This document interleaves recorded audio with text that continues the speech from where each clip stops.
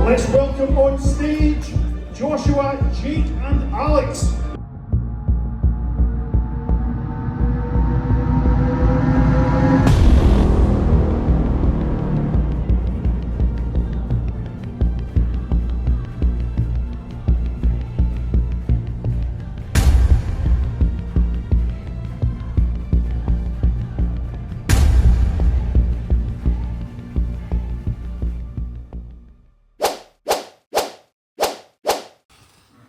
Right, hello, how are we doing? Thought I'd go through a little bit of like a Q&A. It's a rest day for me today, so I thought, what better to do than get another YouTube video out? So I've asked some questions through Instagram. We've got some prep-related questions, we've got some non-prep related questions, some off-season questions. I'm still getting used to my face not being bearded up. I don't really like it. I like it with like a top coat of tan. I'm not a massive fan like this. Like, I don't like it. Either way, here we go. So, start off with a brilliant question. What is it like to be the most sarcastic man in bodybuilding? It feels pretty good, to be fair. At least I've won something. It's probably close between me and Reese. I'd say that's the main thing I took away from our coaching relationship is the sarcasm. If you can't tell, that is also very sarcastic. Current set point for macros and expenditure. I actually don't know. I'll get my sheets up now. Current set point for a training day. I'll also put them up here. So 207 protein, 45 fat, and 145 grams of carbs. That brings my totals to 1,813 calories on a training day. 9 litres of water, 15 grams of salt, which I just sprays out evenly throughout the day.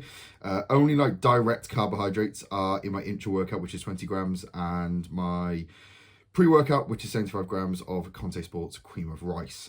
Aside from that, like post-workout, it's just whey and fruit, which is absolutely sound. And then on a non-train day, it is 203 protein, 44 fat, and 79 grams of carbohydrates, 1,524 calories. 7 litres of water, 12 grams of salt, and only direct carbs are my last meal, which is 60 grams of cream of rice. That is that. And then expenditure, no cardio, that got pulled about 3.5 weeks ago. And 15k steps per day, which is damn pretty sound. We then have, how does it feel in between shows? This is actually a really good question, because I do think a prep before your first show, if you're in relatively good condition, is more physically taxing because you're just excited for the show. And then when you're in between shows, like for example, even like before the show, for the 3 weeks before the show, because I wasn't like running myself into the ground when it comes to cardio, like it's probably more mentally taxing because you know what you need to improve upon and you're just being conscious if you have made the relevant improvements. For example, for me, before the next show, it is getting a little bit sharper. Like I'm pretty lean, but I could be leaner, so it's just getting a bit sharper. Then it's just posing fitness, really. Like there's nothing else I can do. There's nothing else I can bring up in terms of muscularity. Maybe getting the beard back, maybe. That will come back at some point. Probably not. But yeah, it's more mentally taxing, in my opinion. Like you're just waiting around, and I've been waiting around for the first show, but it's just waiting around, and it's waiting between now and then peak week. Like I know this next week it's not going to be physically demanding. Like my training sessions are still quite fun, but it's more so just mentally taxing because you're just waiting for the next day. Like I literally count down the hours, I count down meals because it's closer to the next day, and then I have my last meal. I'm like, okay, Sam, the day's done. I chill out for an hour, I go to bed, and that's pretty much how sort of things are. It's just more mentally taxing. What did you do differently in the last year to make your improvement? So I basically took my off season probably a lot more seriously than I thought, but then I also allowed more flexibility in certain areas, and that's something which sounds a bit strange. However, to me, it makes a lot more sense in the sense of I probably lived a lot more like a bodybuilder as me as a bodybuilder should do. Like I had more fun with my training. I maybe auto-regulated my volume a bit more. Like if I felt good, I'd do a bit more. If I didn't feel as good, I'd be like, right, I'll leave that set, because for right now, it's not what I should do. But then if I was traveling more, if I was staying at someone's house, if I was going to a gym to train with Reese in my off season, like, it's maybe a bit slack, but I'd be like, okay, well, I'm not gonna take 2 bland crumpets because they're dead. I'm just gonna grab some cookies on the way. And shock horror, I was in an off season, my food was really high, I still had a really good session, and I had more fun in the gym. I did more things in the gym which were fun. For example, like, I went into a deadlift set and I was like, okay, well, I felt pretty sound and I got 4 reps. I could probably add 5 kilos and get another 5 reps and just bully things up. Like, I didn't really shy away from load, where in the past I maybe did, but I just sort of went into the gym and had a lot more fun, and had a lot more fun outside of the gym, which as a result of that, I had that downtime, which as a result of that, when I went into the gym, I was probably more eager to train. I put less pressure on myself to, right, I need to do this, I need to do that. But then, because I wasn't having that pressure, it was easier to do, if that makes sense. So I probably put less pressure on myself, which for me worked better, but because I probably performed better. Hopefully that makes sort of sense. Did I change coaches? Yes, I changed coach at the back end of May. Also, I used to be working with Reese Fit, coached under him for 2 years, and the only reason really was I just wanted something different. I wanted a different experience when it comes to coaching, because that could then help me coach people in different sorts of ways. And I also wanted to take my business to a different sort of point. I wanted to just work for myself, even though I technically kind of was. I just more so wanted it to be a case where I'm like, right, this is Josh Jenkins, this is me as an individual, and that's nothing against Reese. That is literally just a case of I wanted something different, and sometimes you just want something different. And now I'm being coached by Tim Stewart, who's initially wasn't supposed to be prepping me. For about 2 days, it was, right, we're going to continue the off season. Then it was a mini cut. Then about 2 days later, it was a prep. So thank you very much, Tim, for putting up with me. But no, so far, so good. There's absolutely 0 complaints.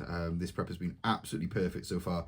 And hopefully it continues that way as well, through into my off season too. So yeah, yes, I did change coaches. Thoughts on having cardio on a rest day that is before legs? Can you recover? Is it taken away from your leg session? If it's not, don't do it then. Maybe put it on a different day. There's plenty of other days you can do cardio. If you're in a prep, you potentially are going to have to suck it up. If you're in off season, just regulate when you can recover enough from that cardio. Maybe doing cardio which isn't so much taxing, like a Stairmaster or something like that. I always find like a bike is quite taxing on my knees, so I don't do a bike. A Stairmaster for me is relatively sound. However, throughout prep, I found it more fatiguing on my quads, so therefore I just went to an incline treadmill, and that was pretty sound. So yeah, if it works for you, sound. If it's taken away, don't do it on that day. Sometimes get acid reflux doing a stiff leg deadlift. Only as you come up. Anything which you think could be causing it. This did happen with me. I used to have my intra in like a 1.5 litre bottle like this. Hopefully that's on the screen. But because I was drinking a decent bit of it before I would even do my stiff leg set, so my sets would usually be like a single arm pull down, so 2 sets on each side, and then go into my stiff leg sets. Because I'd be finishing off like a litre of water sometimes prior to going in, I felt that in my stomach and I felt that come up, so that potentially is the reason why. So what I now do is I have my intra all in like just 1 shaker bottle, and I'll just fill that up with enough water to drink it really, and I'll just drink that in one go, roughly halfway through my session, so just as I get onto my isolation work generally. Or if I feel like I need a little bit of, like, if I've got carbs in, I might sip on that just before I go into like a hack squat set or a leg press set or something like that, just to give me a little bit more fuel. But it's usually towards the latter end of the session, as I'm pretty battered by that point. So that might help. What is the plan for the rest of the season, and when is the next show? So this has actually changed since Sunday, since I put the last video out. I had to cut a few bits out because the plans actually changed. So the initial plan as of Saturday was to go into PCA Manchester, because obviously initially on the prep video I mentioned doing NFM Wales and then FitX Wales and then PCA Hull. That's now kind of still the plan. Those plans changed because NFM sent out an email to people who had signed up. I actually hadn't signed up at that point, saying that they might be calling off the show in Wales because of numbers. And I was like, well, I don't want to go and do a show where there's not going to be many people there. I want to be comparing myself against people, and if I'm winning, if I can hopefully win a class, I want it to be a class against people. So we were like, right, we're probably not going to do that. So instead of FitX Wales, why don't we just do PC Manchester, because it's a back-to-back peak week, and it's probably going to be more people in it, because Manchester's obviously a bit more easily accessible to the vast majority of the UK than Wales is. So therefore we're going to think to do that. But then on Monday, so yesterday, I was thinking, well, I need to improve, and I want to improve. I'm not going to improve much within a peak week aside from maybe posing. So why don't we just stick to the original plan of doing FitX Wales, where I'm going to do 2 classes. We're going to do a FitX show anyway. That was going to be on the 22nd, the Midland show. So we're going to do a FitX show. Why don't we just bring that a week forward, remove the PC Manchester show, still do that because it's at the exact same venue as PC Wales, and do 2 classes in it, sound. We get a week to improve and then peak probably a bit better into that show. And then again, the same procedure for PC Hull, which we're going to do anyway. So we would, instead of going back-to-back peak weeks of PC Hull, we now have a week to improve after FitX Wales. We then can peak properly for PC Hull, bring a better look, most likely for that. And then it'll be a case where I'll most likely be going straight then back into a peak week for PC London.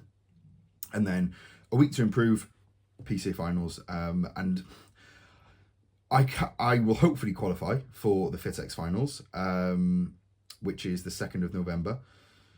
I don't know if I'm going to do it though, because this is the leanest I've ever been. And I'm going to get leaner. It is taxing mentally, physically. And PC finals, I've got 2 of my sponsors there. I've got Conte there, I've got Trinity there. There's going to be a lot of people there. So I'll see, maybe. I kind of like the idea of ending it there with a lot of people around me, a lot of my friends, a lot of my family, my sponsors there, a lot of other athletes too. So most likely be ending at PC finals on the 20th of October. So that is the plan for the rest of the season. And then last question, how to decrease food volume in an off season and improve ability to eat. So this is where I would still, when it comes to improve ability to eat, keeping your steps, keeping your cardio. That's things I keep in within off season regardless. My last off season, I had cardio in at 25 minutes per day on a training day. And then, so it was 3 times a week on a training day. So that was my push, pull and upper sessions. And then on a rest day, I'd have 30 minutes. That was massively beneficial for my appetite. And I wasn't obviously doing that fasted. I would do that between I'd always train on 2 meals and then have 3 meals when I get home. I would either do that between my post-workout meal and my meal 4, or I would do that between my meal 4 and meal 5. So I literally walk to the gym, get some steps done, to the gym and do my cardio, come home, shower, get ready for bed, or not get ready for bed, but box off any of the work that I needed to do, and then have my last meal. My appetite would be better. But again, keeping things like steps in between meals, just after a meal maybe, to help with digestion. Then likewise keeping your cardio in. And then when it comes to food volume, so again, just look at like foods which are going to be easy to eat. So jam, squares, bars, potentially obviously the obviously we want to be prioritizing carbohydrates, and the fat content is a little bit higher in them. But just low volume carbohydrate sources. So things like jam, things like adding honey to your post-workout and pre-workout meals, keeping your cream of rice, if you're having that, to a very low volume. Like when I'm prepping, I'll maybe go to like a 5-to-1 ratio of water to cream of rice. When I am in an off season, that goes to like 2-to-1, sometimes 3-to-1 if I could be asked. But making your food volume as low as you possibly can if you're using something like cream of rice. If you're having like a rice-based meal, something like sushi rice or sticky rice or jasmine rice is a lot higher in carbohydrate count than something like basmati or long grain. So something like that, if you're making your rice with a rice cooker or in a microwave, or if you're boiling it, using less water, again, just reducing the volume there. Again, just looking for low volume options. So dates, jam, honey, spoke about that. Tortilla wraps are really good. Removing egg whites, using things like turkey bacon. I'm trying to go through like meals I usually have. Fruit and veg, I'd still keep in, but they're usually like tools in like an off season to keep appetite in a good spot. So maybe pull down on veg. I still have veg in with most of your meals, but just pull down on maybe the volume of that. Again, low volume veg. So like green beans, broccoli, work quite well for me anyway. That's pretty much it. Like, don't volumize your food.